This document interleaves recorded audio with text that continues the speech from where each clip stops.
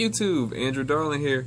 Hey, just wanted to give you guys my quick initial thoughts on the OnePlus One. So far I'm having some fun with the device. First thing I'm going to talk about is the size of the device. As you can tell, as you know, it is a 5.5 inch screen across the side. The device is actually rather thin though. Just checking it out and checking out the back design there. The OnePlus One is pretty thin. I really like the feel though.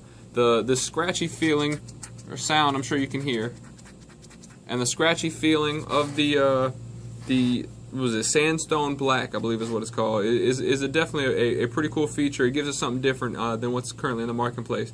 The camera, so far the 13 megapixel, it's a Sony sensor that's on the back, very solid. I'm very impressed with it. It goes head to head with the Galaxy S5, and I was very impressed with the Galaxy S5 camera.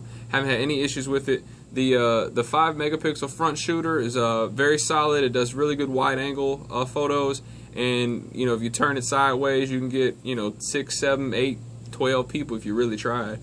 Pretty solid. There are some software quirks. Okay, that's been kind of a downside to me. As far as the hitting buttons, I'm not always getting it to register when I do the pin.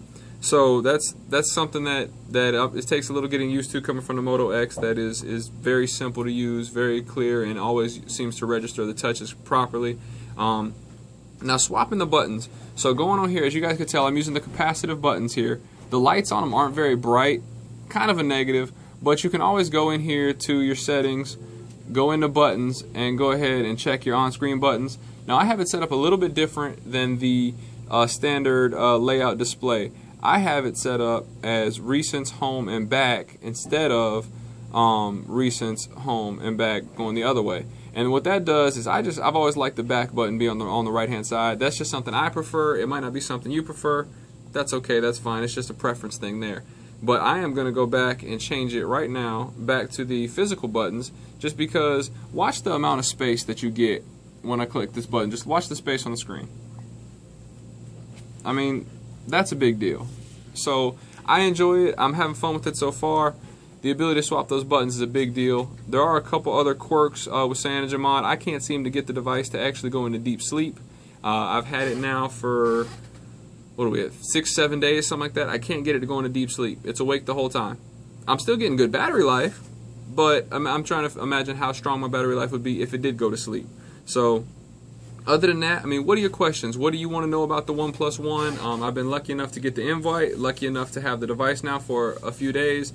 What are your questions? I appreciate it. Go ahead and like and subscribe below. Circle me on Google+, follow me on Twitter, whatever you want to do. I will answer every question on this video that I can about the phone. That's what we're talking about. Oh, it also has the LG knock-on feature too, which is now kind of normal with CyanogenMod. So I appreciate it. Still some quirks I'm getting used to. It's still a bigger phone compared to the Moto X I had been using. So I mean, just look at the difference in size of these two devices. I mean, it is foolishness, the size difference. But that's okay. I appreciate it, YouTube. We'll talk to you soon. Y'all have a wonderful day.